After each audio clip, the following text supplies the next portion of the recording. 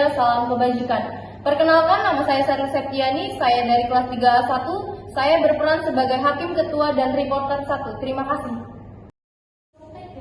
Assalamualaikum warahmatullahi wabarakatuh. Salam Om Swastiastu, Namo Buddhaya, Salam Kebajikan. Perkenalkan, nama saya Puji Aulia, saya dari kelas 3A1.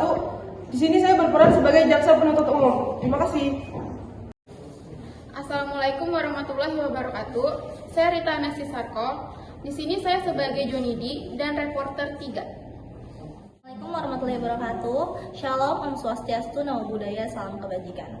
Perkenalkan, nama saya Tila Salmi Fazria dari 3A1. Saya di sini sebagai MC. Assalamualaikum warahmatullahi wabarakatuh. Shalom, Om Swastiastu, Namo Buddhaya, Salam Kebajikan. Perkenalkan, nama saya Kamila Rashidah. Di sini saya memerankan sebagai kuasa hukum Junidi, yakni Brian Richardson.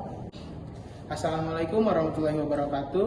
Salam Om Swastiastu, Namo Buddhaya, Salam Kebajikan. Perkenalkan, nama saya Sehan Bakri Pratama dari kelas 3A1. Di sini saya berperan sebagai aparat kepolisian, sipir, dan reporter 2. Shalom, Om Swastiastu, Namo Buddhaya, Salam Kebajikan. Assalamualaikum warahmatullahi wabarakatuh. Perkenalkan, nama saya Salsa Nabila Putri dari kelas 3A1, sedang melaksanakan tugas hukum acara pidana. Semoga teman-teman semua bisa menyaksikan video ini dengan baik. Terima kasih. Ada apa ini? Kenapa saya dibawa dan dua bagian untuk datang ke sini, kan? Apakah Anda pergi ke Jackson Cleaners dan melihat Junidi berada di samping mayat Luna Marisol? Tidak. Kenapa saudara Lala ingin merubah kesaksian Anda sendiri? Apakah kamu kecewa karena tidak diberikannya hukuman keringanan itu? Saya sudah tidak peduli lagi atas apa yang kalian semua lakukan kepada saya. Apa yang pernah saya katakan dulu kepada diri ini? Semua bohong. Dan saya dapat memastikan itu.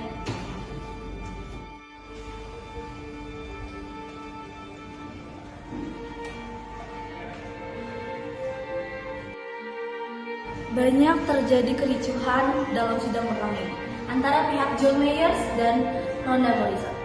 Bagaimana kericuhan ini dapat terjadi dan mengapa kericuhan ini dapat terjadi?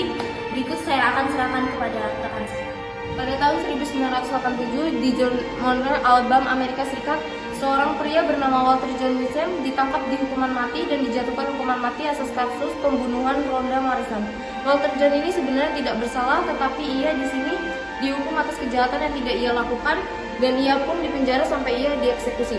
Setelah itu muncullah seorang pria yang bernama Brian Stepson, yaitu mahasiswa hukum di Universitas Harvard yang sedang belajar menjadi pengacara khususnya untuk terdakwa hukuman mati, dan ia sedang magang di salah satu penjara di Georgia ketika ia ditanya oleh seorang tahanan kenapa ia berkuliah di Harvard sedangkan di sana banyak orang berkulit putih.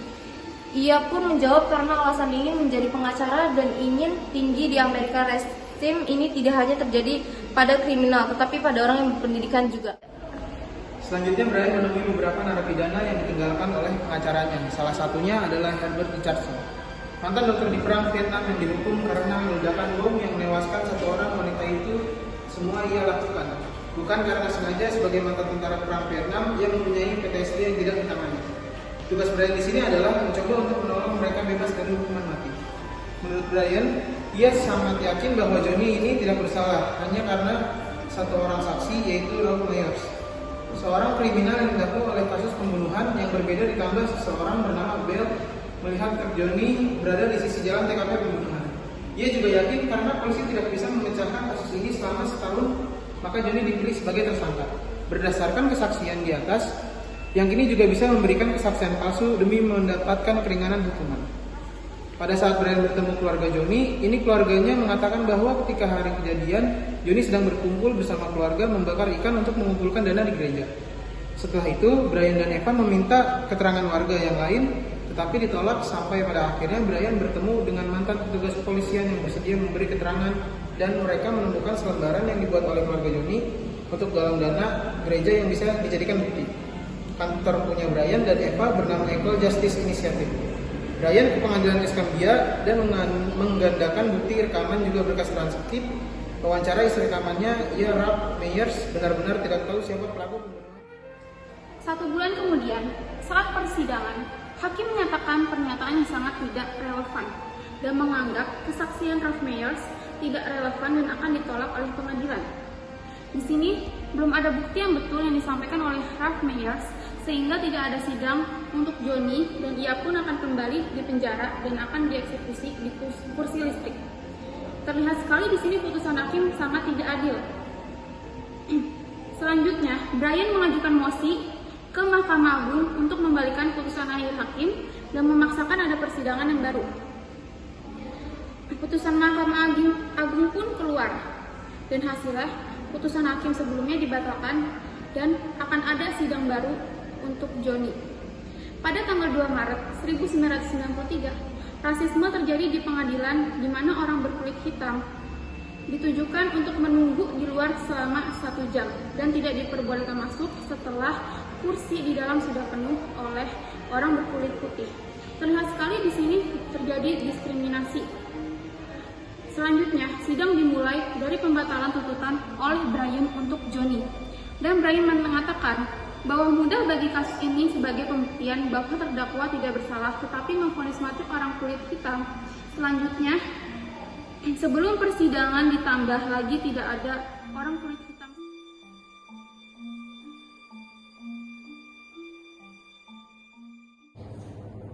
Maaf Pak, di ruangan ini sudah terisi penuh. Bagaimana bisa Pak? Kan saya keluarga dari Bapak Johnny ini. Saya juga tidak tahu Pak, karena di dalam ruangan ini sudah terisi oleh keluarga Ibu Marison. Oh, baik Pak.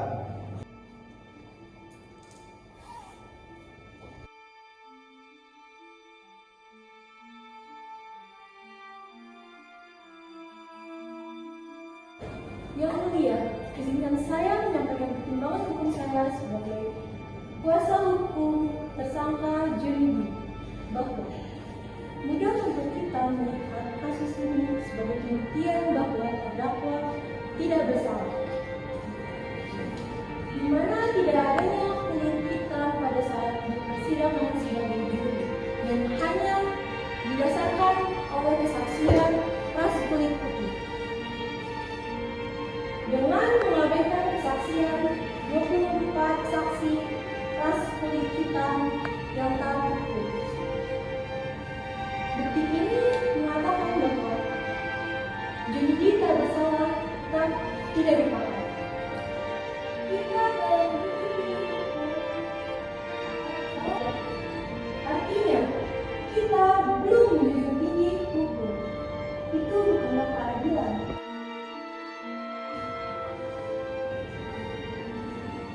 Yang mulia, izinkan saya untuk menyampaikan hasil pertimbangan hukum saya sebagai jaksa penuntut umum bahwa saya setuju atas pendapat dari kuasa hukum tersangka apabila tuntutan Johnny D di McDonald itu dibatalkan. Berdasarkan pada kesaksian saudara Ralph, maka Johnny D tidak bertanggung jawab atas kejadian tersebut. Sehingga saya sebagai jaksa penuntut umum meminta yang mulia untuk membebaskan segala tuntutan hukum dari tersangka. Terima kasih.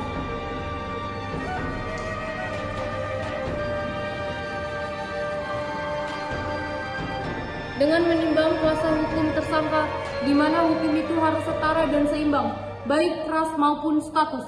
Dengan ini mengabulkan mosi terdakwa dan semua tuduhan terhadap Johnny D telah ditolak. Oleh karena itu, Johnny D diputuskan telah bebas dari segala macam tuntutan yang dituduhkannya kepadanya. Kita sudah mendengarkan kronologi dari film Just Mercy. Lalu berikutnya adalah kejanggalan dari film Just Mercy dan akan dilanjutkan dengan pembacaan.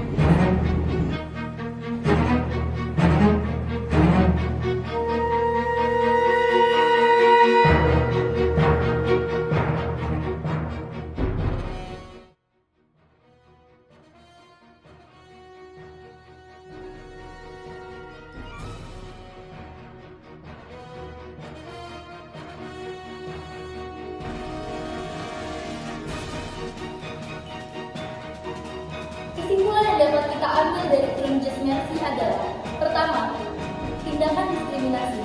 Seperti yang kita ketahui, bahwasanya di dalam film Just Mercy ini banyak sekali tindakan-tindakan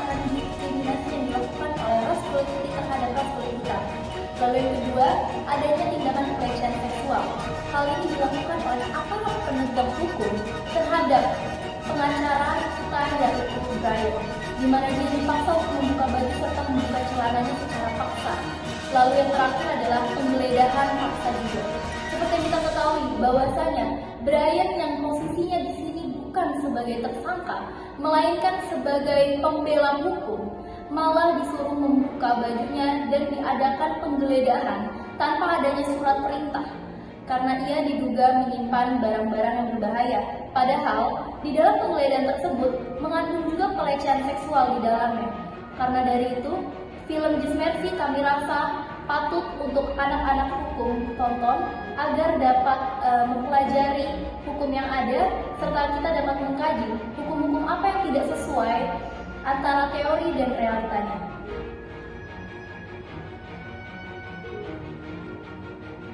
Prasangka. Aku tidak suka dia atau mereka karena mereka adalah putih, hitam, Asia, Eropa, Timur Tengah, Yahudi, Kristen, Muslim, dan ateis. Para vegetarian yang berpikiran sempit dan para pembunuh kejam yang memakan daging. Lihatlah orang-orang aneh dan kutu buku. Kenapa ada yang mau jadi emo? Pecundang macam apa yang suka musik dan buku klasik? Lihatlah hal-hal yang memalukan bagi kemanusiaan, yang memiliki tato dan tindikan. Lihatlah betapa gemuknya dia dan seberapa kurusnya dia. Kita atlet dan gadis preppy. Kita berpikir bahwa kita sangat baik. Jelas siapapun yang menonton televisi atau minum bir adalah gelandangan. Dan tidakkah kita membenci para remaja yang selalu mengirim SMS di ponsel mereka? Orang berprasangka terhadap semua orang dan segalanya. Bagaimana kita melihat dan apa yang kita lakukan? Apakah kita muda atau tua, pria atau wanita? Apa yang kita yakini dan apa yang tidak kita percayai? Dan janganlah kita melupakan orang-orang itu yang berprasangka terhadap orang-orang yang berprasangka. Rasisme, orang kulit hitam, orang kulit putih, orang-orang Asia, orang-orang India, orang Timur Tengah, orang Italia, Yahudi, orang-orang Meksiko, Rusia, orang Cina, orang Jepang, Inggris, dan Prancis. Manusia. Tidak masalah dari mana kita berasal. Ada orang yang akan membenci kita karena ras dan kebangsaan kita. Kita tidak dapat mengendalikan di mana kita dilahirkan atau warisan kita lagi daripada yang bisa kita kendalikan menjadi manusia. Namun itu tidak masalah bagi para rasis. Mengapa kita menghakimi seseorang pada hal yang konyol? Apakah itu benar-benar membuat perbedaan? Apakah kita dilahirkan di sini atau di sana? Apakah warna kulit kita mempengaruhi pikiran dan hati atau jiwa kita? Apakah kesalahan nenek moyang kita menjadi kesalahan kita? Mungkin ras itu penting. Mungkin seseorang yang berkulit putih secara intrinsik berbeda dari seseorang yang berkulit hitam. Mungkin tak semua orang Asia berbeda daripada orang Eropa. Itu benar. Karakteristik tertentu itu lebih umum di beberapa ras daripada yang lain. Stereotip tidak terbentuk tanpa alasan. Meski begitu, bahkan jika stereotip itu berlaku untuk suatu ras, apakah itu membuat ras baik atau buruk? Dan bahkan jika stereotip itu berlaku untuk suatu ras, bisakah stereotip itu ditetapkan atau untuk setiap anggota ras? Bukankah setiap orang di dunia berbeda dan unik?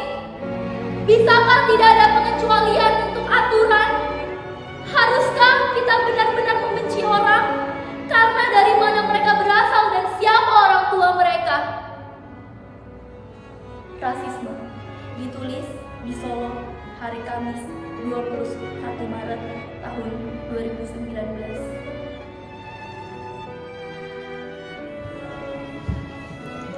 Sekian review film Just Mercy dari kelompok kami, yang dimana Johnny D merupakan salah satu banyak dari kasus ketidakadilan hukum pada kaum kulit hitam di Amerika. Sebuah keberuntungan bagi Johnny D bertemu dengan Brian sebagai pengacara. Bayangkan betapa banyak kasus ketidakberhasilan dituntaskan dengan adil.